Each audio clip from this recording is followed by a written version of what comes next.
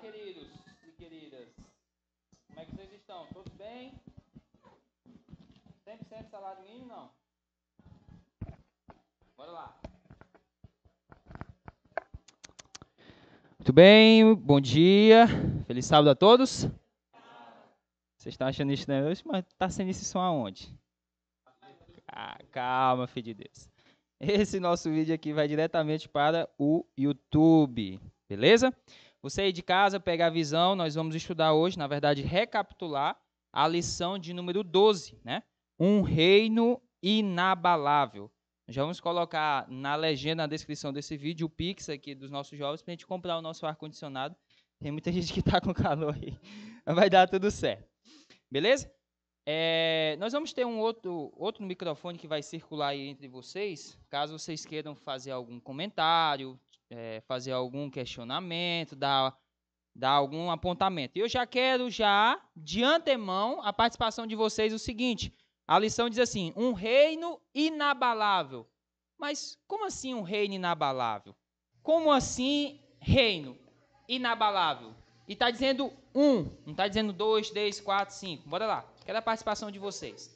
Pega a visão, você aí de casa também, coloca aí essa sua participação nos comentários. O que você acha? O que é esse reino inabalável? Bora lá. Calma, um de cada vez.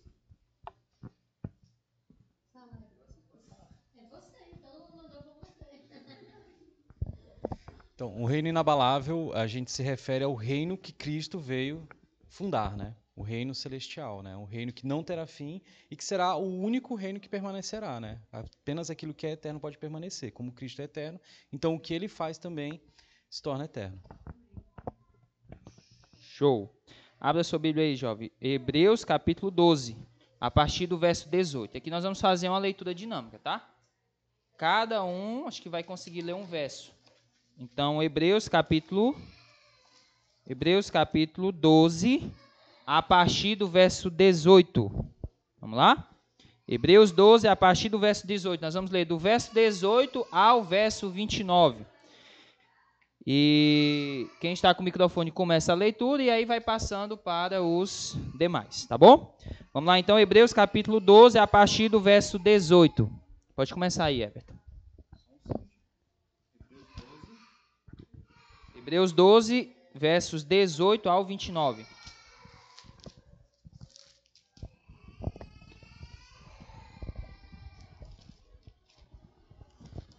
Porque não chegaste ao monte palpável, acesso em fogo e a escuridão e as trevas e a tempestade.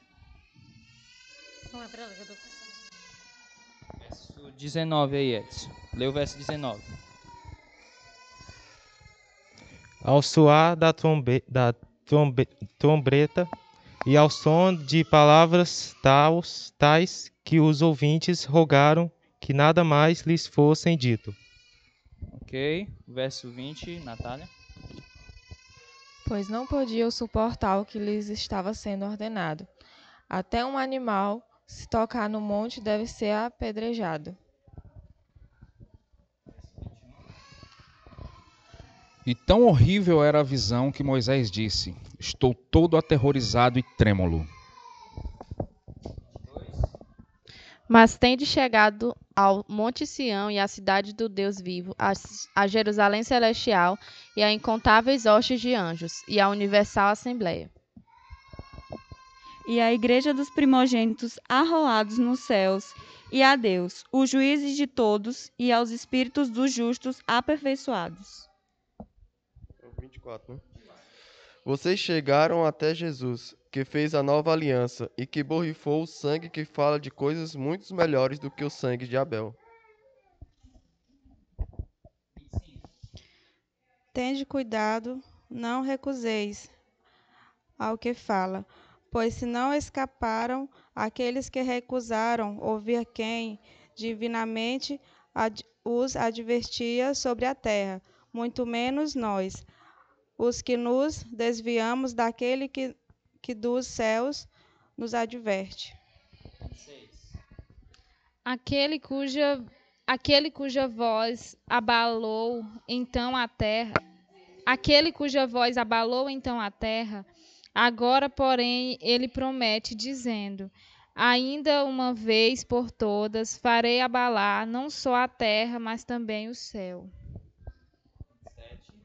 Ora, esta palavra, ainda uma vez por todas, significa a remoção dessas coisas abaladas, como tinham sido feitas, para que as coisas que não são abaladas permaneçam. Por isso, recebendo nós um reino inabalável, retenhamos a graça pela qual sirvamos a Deus de modo agradável, com reverência e santo temor. Pois o nosso Deus é o fogo consumidor. Olha só que interessante. Eu falei para vocês que cada um ia ler um verso. Começamos pelo Éfito, terminamos com a Brenda. Isso eu não fiz nenhuma contagem, tá? Você pode ficar tranquilo. Mas o que me chama a atenção é o seguinte. Esse reino inabalável me faz lembrar lá de Daniel capítulo 2. Lá das profecias do profeta Daniel, quando Nabucodonosor teve um sonho, e nesse sonho ele sonhou com uma... Ele, na verdade, ele nem sabia que sonho era esse, né? E aí Daniel interpretou esse sonho, falando que se tratava de uma estátua, onde essa estátua era dividida por vários tópicos, né? Por vários poderes, cabeça, ombro, joelho e pé. Cabeça, o peitoral, né? As pernas, os pés. Só que no final dessa interpretação, Daniel disse que, e está lá em Daniel capítulo 2, Daniel disse que viria um reino. E esse reino, ele iria destruir, né, como se fosse uma pedra, uma rocha, iria destruir aquela estátua. E esse reino é justamente o reino que nós estamos comentando aqui. Esse reino inabalável. E me chama a atenção de um reino, e não vários reinos, ou uns reinos. E aí a lição dessa semana, ela vem nos admoestando nesse sentido. Como é que a gente pode entender essa questão do inabalável? Quando a gente olha para o Pai Nosso, eu já estou aqui na parte de domingo, tem uma parte que diz assim, que venha o teu reino. Beleza, mas como assim que venha o teu reino? Vem o reino de quem? De Deus. Mas como é que a gente pode falar que vem o teu reino e viver que vem o teu reino? Bora lá, o que é que vocês acham? Quero a participação de vocês. Você está dizendo que o reino de Deus tem que vir, tá? Mas a gente tem que fazer o quê? Eu, jovem, Dia Mundial do Jovem Adventista, o que nós temos que fazer para apressar o retorno de Jesus aqui nessa terra? Vamos lá. Então, quando a gente fala de reino, né, a gente fala que existe um líder sobre esse reino. Reconhecer um reino é reconhecer o seu governo. Então, como eu faço para viver sob o governo de Cristo, né? E aí, nós aplicamos em nossa vida o que Cristo nos ensinou, né? Primeiro, para mim estar no reino de Deus, eu preciso cumprir, então, os mandamentos deste Deus, certo? Isso é pré-requisito. Se eu pertenço a um governo, faço parte de um governo, eu, obviamente, respeito as leis deste governo, certo? Então, o primeiro passo é seguir aquilo que Cristo nos pede. É amar ao próximo, amar a Deus, cumprir os mandamentos conforme aquilo que foi predito, cumprir também aquilo que é recomendado pelos apóstolos. Então, com isso, eu passo a viver da parte da comunidade deste reino. Não somente isso, mas existem inúmeras outras coisas que nós temos que reconhecer. Primeiro, reconhecer que Cristo é o nosso Senhor e Salvador. Afinal, sem Cristo, nós não podemos alcançar a Deus, e Deus é o governador deste reino. Então, portanto, precisamos de Cristo para esse intermédio, que é o que a lição vai falar, que Cristo é o nosso sumo sacerdote. Show. E aí no verso lá fala, né, que Cristo, isso que o Evo está falando, é o mediador da nova aliança e o seu sangue, então, provê salvação para os que creem. E o seu ministério como rei e sacerdote em nosso favor, isso é um motivo de celebração. Então é o seguinte, ó, o ministério de Jesus, enquanto ele esteve aqui nessa terra, na verdade foi a saída para todos os pecadores. Para eu e você, as crianças, quando elas nascem, já nascem em um reino de pecado. Ah, mas ela não tem consciência. Mas ela está em um mundo totalmente contaminado. Totalmente contaminado. E quando você... Aí eu lembro agora de algumas séries de televisão. Por exemplo, The Walking Dead. Quando as crianças já nascem, né? Tem até umas séries que se elas olharem para um zumbi, automaticamente elas já se transformam em um zumbi. Então, o que é isso? Contextualizando, parafraseando agora com o aspecto bíblico. Isso é o pecado que está assolado em nossa terra. Agora, a gente tem que entender que o nosso lugar não é aqui na terra. E aí você olha para os noticiários hoje. Os noticiários nos mostram o quê? Fome, destruição, guerra, pandemia, só coisa ruim. Eu não consegui encontrar uma coisa boa. É só assim, perdido, uma matéria assim, jovens adventistas fazem ação. Aí daqui a pouco termina a matéria, houve um terremoto, não sei onde, deixou não sei quantas pessoas. Não é assim? Só que é o seguinte, enquanto nós estivermos aqui nessa terra, nós temos que fazer a diferença. Nós temos que fazer a diferença. E como é que a gente faz a diferença? O Marcelo vai responder agora. Pode ficar à vontade. Pode falar, tá ok. Sim.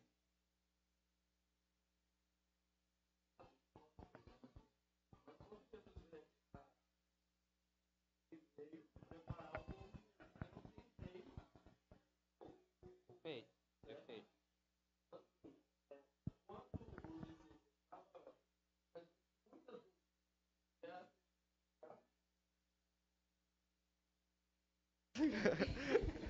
E quando os discípulos de imediato estavam seguindo a Jesus e assim, tinha aquelas dúvidas que realmente, por mais que ele estava vendo uns milagres, vendo aquelas coisas, a gente realmente ia sentir dúvida, porque, querendo ou não, eles eram jovens, né? Não foi, a gente pensa que eles eram já adultos, já fim da idade, não, mas era 17, 16 anos, por aí a idade deles, que a Leonarte revela.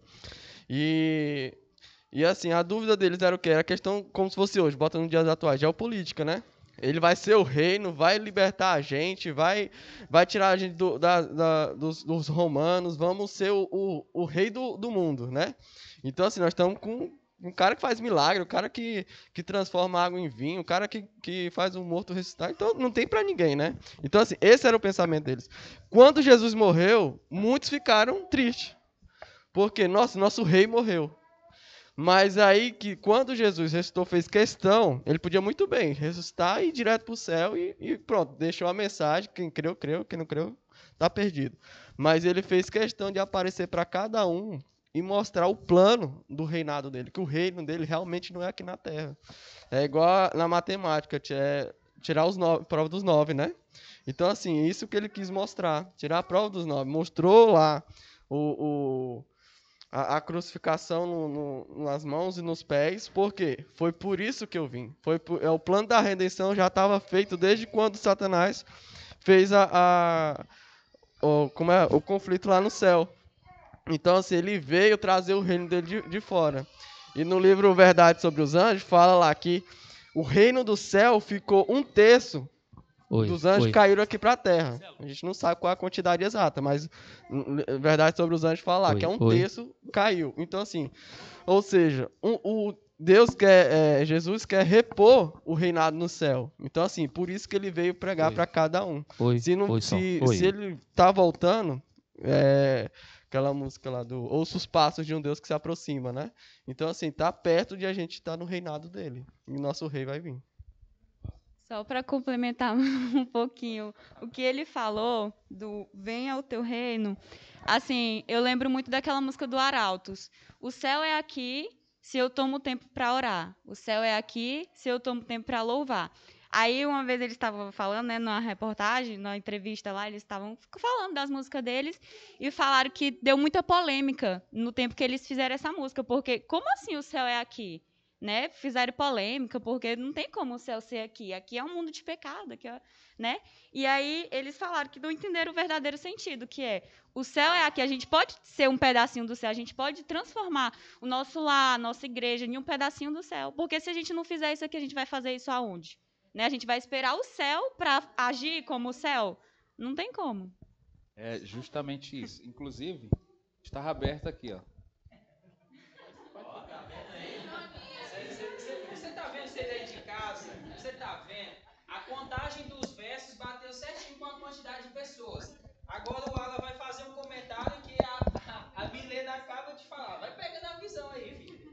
Mas isso é interessante, é muito importante. Trouxe muita polêmica, justamente porque nós, com nossa mente finita, não conseguimos compreender, às vezes, um pouco mais que Deus traz para a gente.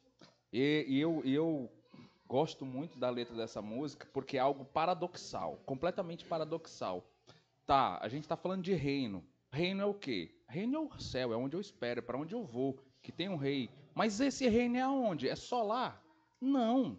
Eu preciso fazer com que esse reino esteja aqui, esteja em nós, esteja em mim, esteja em cada uma dessas pessoas, esteja no lugar onde eu trabalho, no lugar onde eu vivo, na casa onde eu moro, com os meus amigos, na escola, em todo lugar. Porque se eu não tiver um pouquinho desse reino aqui na terra, eu não vou ter esse reino no céu. Por quê? Porque é algo que eu não quero. Então eu preciso, como você disse, o céu é aqui. Quando? Quando eu me ajoelho para orar. Quando eu me ajoelho para orar, eu estou trazendo o céu perto de mim. Eu estou pedindo que o céu venha, né? Quando eu tomo tempo para louvar, isso aqui que nós estamos fazendo é trazendo o céu para perto de nós. E vários outros textos. Então, o céu é onde Cristo estiver. E Cristo disse, se aonde estiver 1, 2, 3, 4, ali ele vai estar. E aonde ele está, ali é o céu. É o céu, é o reino que nós aguardamos? Não, mas é o céu que nós transpomos para perto de nós, para assim fazermos com que nós compreendamos e consigamos ter uma leve flecha do que é o quê? Estarmos com Cristo. Isso aqui é muito bom. Eu podia estar em qualquer lugar. Podia estar lá na beira do Rio Balsas. Podia estar com um copo de cerveja. Podia sair de lá hoje de tarde bêbado. Podia. E engrandecer o que na minha vida? Nada. Mas eu estou fazendo o que aqui? Trazendo o céu para perto de nós. Então, o céu é aqui. Desde que eu me proponha a trazer o céu para perto de mim. Show. Ei, você aí de casa aí, ó. Você pegou a visão? Nós começamos o estudo da lição e eu disse assim, ó, todo mundo vai ler um verso, só que eu não fiz a contagem de quantos versos para quantas pessoas a gente tinha aqui. E bateu certinho. E agora o Alan já estava com a letra da música dos Arautos do Rei, algo que a Milena tinha acabado de falar. Filho de Deus, aqui não tem nada combinado. Aqui não é coincidência. Aqui chama-se providência divina. Então pega a visão, viu? Vai pegando a visão. E tudo que eles falaram aqui converge com a continuidade da lição. Nos finais dos versos lá que a gente leu, fala assim, ó, de uma celebração, né? Essa celebração que está descrita lá em Hebreus, né, no capítulo 12, versos 22 ao 24, também faz uma alusão a um julgamento futuro. Ei, filho de Deus, preste atenção. A Bíblia, como um todo, ela é uma carta de Deus, uma carta de amor de Deus para com a gente. Só que ela divide o limiar da história em dois aspectos. E eu não vou arrodear nas montanhas, não, vou ser bem direto. A Bíblia ela fala de duas coisas cruciais na nossa vida que vão definir o teu futuro. Preste atenção, você aí de casa. Vida eterna ou morte eterna. Eu vou repetir. Vida eterna ou morte eterna. Falava aqui de Jesus, da volta de Jesus, vem o teu reino, o céu aqui em Balsas e aonde você está é um ensaio do que nós teremos no céu. Só que assim, quando a gente for para o céu, cara, é vida eterna, é milênio. A terra vai ser totalmente restaurada. Agora, se porventura alguma atitude minha, do Rômulo, alguma ação que eu pratiquei, se eu tive a oportunidade de aceitar a palavra de Deus, infelizmente eu relutei, isso pode me gerar algumas consequências que podem me levar para esse outro lado, que a gente não quer viver esse outro lado. Sabe por quê? Porque se você observar lá no finalzinho do verso, lê aí de novo aí quem está com o microfone, no finalzinho do verso 29, o que que fala aí no verso 29? Porque, na verdade, o nosso Deus é um fogo destruidor. Porque, na verdade, o nosso Deus é um fogo destruidor, é um fogo consumidor. Ei, queridos, preste atenção. Deus, ele é um Deus de amor, Ele é um Deus de bondade, ele é um Deus de misericórdia, só que o nosso Deus também ele é um Deus justo. Ele é um Deus justo. E tudo isso que está acontecendo está profetizado. Aonde? Está lá, Mateus 24. Pegue lá Mateus 24. E aí, assim, a gente começa a se preocupar, sabe?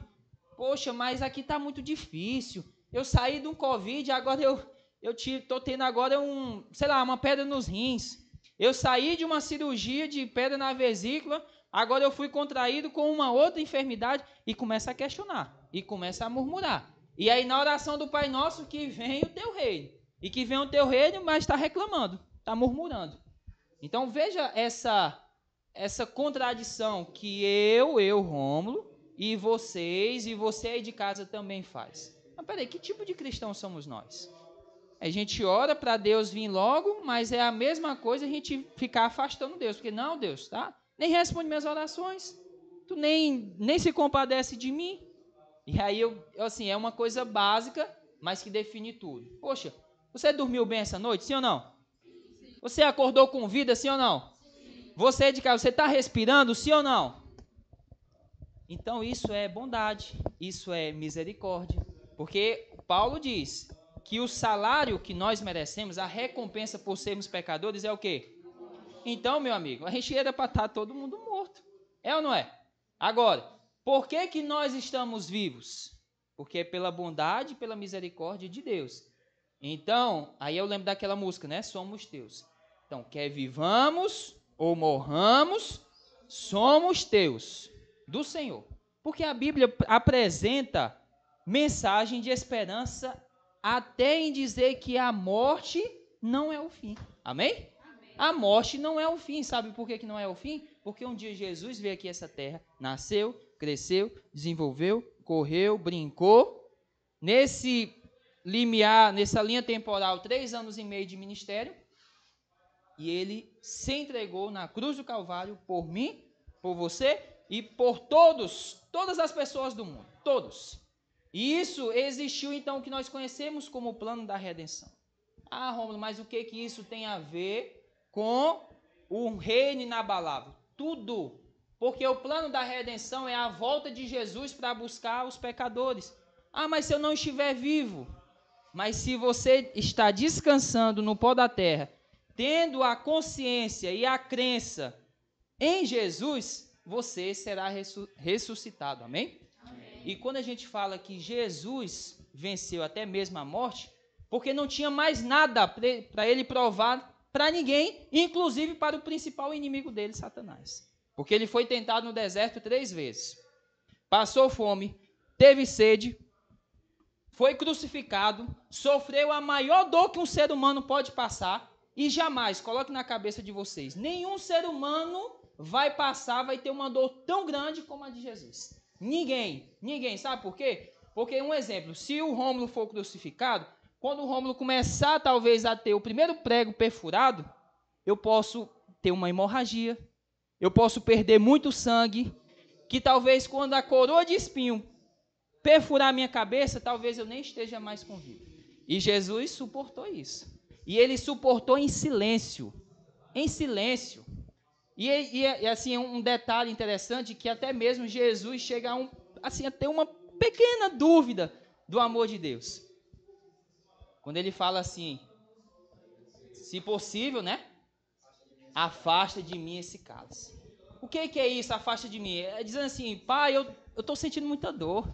Está ruim demais para mim. Olha que mensagem interessante. Nós estamos falando do reino inabalável, da volta de Jesus, e já está chegando aí há alguns dias a Semana Santa. A Semana Santa não é para a gente sentir pena, chorar pelo sofrimento de Jesus. É para a gente se regozijar. É para a gente ficar alegre, motivado, sorrir, porque até mesmo com a morte de Jesus, existiu então essa salvação para todos nós. Amém? E você começa a entender agora, e as pessoas que estavam ali, elas ficaram felizes, porque o julgamento de Deus estava próximo. Aí tem uma outra conotação. O julgamento de Deus está se aproximando. Como é que a minha vida vai estar no momento do julgamento? Aí a gente começa a entender que as minhas ações aqui nessa terra, elas vão impactar naquelas duas questões que eu falei para vocês. Vida eterna, morte eterna. Então, filho de Deus, todos os dias, vamos colocar uma coisa na nossa cabeça. O que eu estou fazendo, o que eu estou falando, como eu estou me vestindo, o que eu estou ouvindo, as minhas ações, tudo isso vai impactar. Ah, Rômulo, mas então é salvação pelas obras. Não, não é salvação pelas obras. Mas porque nós, uma vez justificados pela fé, pela graça de Cristo Jesus, a gente passa agora a ter essas atitudes de acordo com assim diz o Senhor. Aí é uma coisa natural. Entendeu? E aí você olha lá para o Gênesis. Lá fala que a gente foi criado à imagem e semelhança de quem? Pronto. Então, se eu fui criado à imagem e semelhança de Deus, tinha um pastor, o nome dele é pastor Zacarias. Ele diz assim, tudo que você for fazer, você coloque Deus do seu lado. Bora lá? Então vamos lá. Cara, eu quero ir para uma festa. Top, uma festa top. Os bons tempos. Aí agora você vai colocar Deus do seu lado aqui. Deus, vamos nós dois lá para a festa. Aí você começa a pensar. Será que isso condiz com o que Deus quer para a tua vida? Não é o Romo que está falando, é o que Deus quer para a tua vida. Para a tua vida, Jó, você que está aí. Será que é isso que Deus quer? Vou dar um outro exemplo. Cara, vai ter um happy hour lá na festa na casa lá do Joãozinho. Cara, vai ter muitas mulheres, homens, vai ter narguê, vai ter cigarro eletrônico, vai ter todo tipo de bebida. Aí você lembra lá de colocar Deus. Deus, nós vamos lá. Vai ser top. Vai ser top. Então é o seguinte, tudo que nós formos fazer, coloque Deus aqui do seu lado. E aí você vai começar a repensar algumas coisas. Sabe por quê? Porque quando a gente chega a esse ápice de achar que a saída é essas coisas passageiras, é esses prazeres supérfluos, aí você começa a entender o que de fato Deus quer para a minha, para a tua vida e para a tua vida, você aí, jovem, que está assistindo, que está nos ouvindo. Esse fogo consumidor, na verdade, e o fogo destruidor que o Marcelo leu, na verdade é o desfecho da história. Nós estamos vivendo um grande conflito. Uma batalha entre o bem e entre o mal. A gente não pode se esquecer disso. Está acontecendo, cara. Está acontecendo. E calma, isso não é o fim. O que é o fim? Mateus 24,14. Diz o que lá? Abre aí, seu Bíblia. Mateus 24,14. Você aí de casa também, abre aí. Mateus capítulo 24,14. Alguém que esteja com o microfone, leia para a gente. Peraí. Pega o microfone aí, Felipe. Deixa só o pessoal abrir.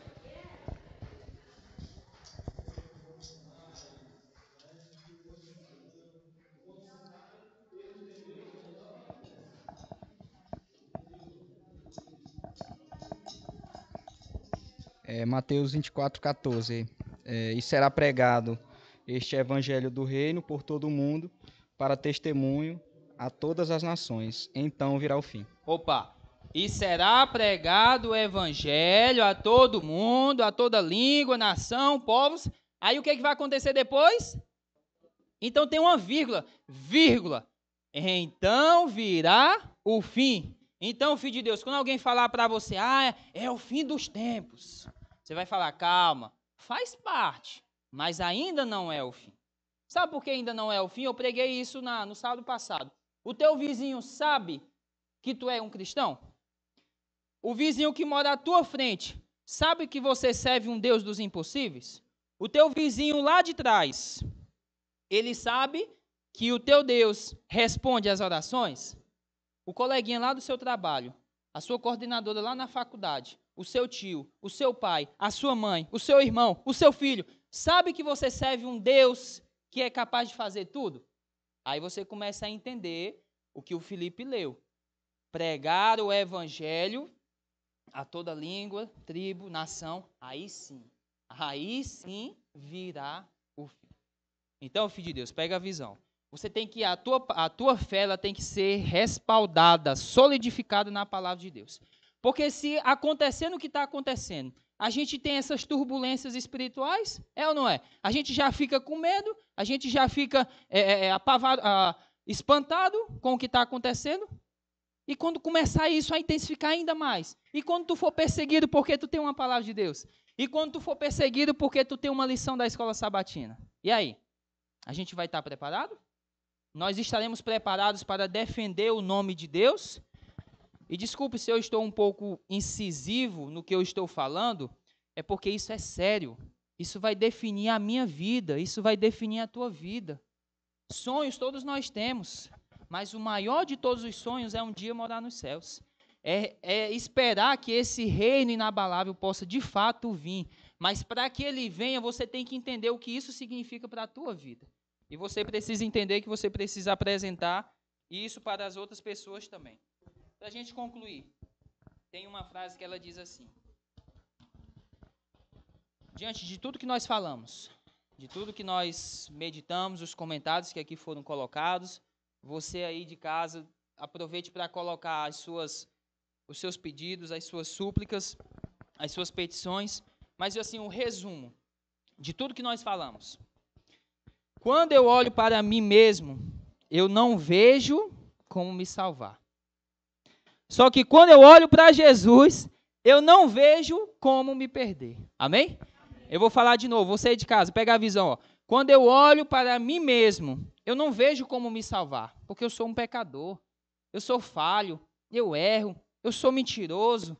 Eu falo que eu sirvo a Deus, mas eu só sirvo a Deus aqui nos sábados, só nos domingos, nas quartas-feiras, mas quando chega lá em casa, a minha boca, a minha fala não condiz com assim diz o Senhor. As minhas atitudes não condizem com assim diz o Senhor. Mas quando eu olho para Jesus, o autor e consumador da minha, da tua e da sua lá, filho de Deus, você aí de casa, da nossa fé, opa, aí você começa a entender que você não vê como se perder. Amém? Então, que Deus possa te abençoar, jovem. Que Deus possa sempre mostrar, nos dar motivação que se nós estamos vivos hoje, é porque Ele tem um propósito para mim e para você. Que possamos ter isso em mente, que possamos ser bênçãos na vida de outras pessoas, através de você. Porque Deus, Ele quer te usar para você ser luz e sal da terra na vida de tantas pessoas. É só a gente se permitir que Ele possa fazer morada. Vamos nos colocar em pé? Feche os seus olhos aí, você em casa, pense em Deus e vamos orar, consagrando, entregando então a nossa vida a Deus e dizendo que para que o reino dele possa vir até nós. Feche os olhos, vamos orar. Bondoso Deus, eterno Pai, Senhor, nós te rendemos graças, porque a tua bondade, a tua misericórdia, ela se renova a cada manhã. Obrigado, Senhor, porque aqui, sábado, 19 de março de 2022, nós temos um público de jovens que querem entregar a vida a Ti. Queremos dizer, ó Pai, eu aceito a Tua palavra, eu aceito o Teu evangelho, eu aceito o Teu reino regressando, vindo aqui dessa terra. Abençoe, ó Pai, o pessoal de casa, os jovens, crianças, adultos. Eu não sei o que eles estão passando, eu posso falar o que eu estou passando. E por isso nós te apresentamos todas as nossas súplicas, todas as nossas petições, todo o nosso medo, a nossa ansiedade, a depressão talvez que nós estamos vivendo. Nos ajude, ó Pai, nos encoraja todos os dias. A gente já está cansado de viver aqui nessa terra. Nós queremos algo bom, algo melhor. Nós queremos ir para o céu, que é algo que o Senhor prometeu e está preparando morada para todos nós. Continue nos abençoando. Continue perdoando os nossos pecados e que de hoje em diante possamos permitir que o Senhor tome as rédeas da nossa vida e declararmos que quer vivamos ou morramos, seremos sempre teus. Nos ajude, nos melhore, é o que nós te pedimos. Oramos e agradecemos em nome de Jesus. Amém. Valeu, jovens.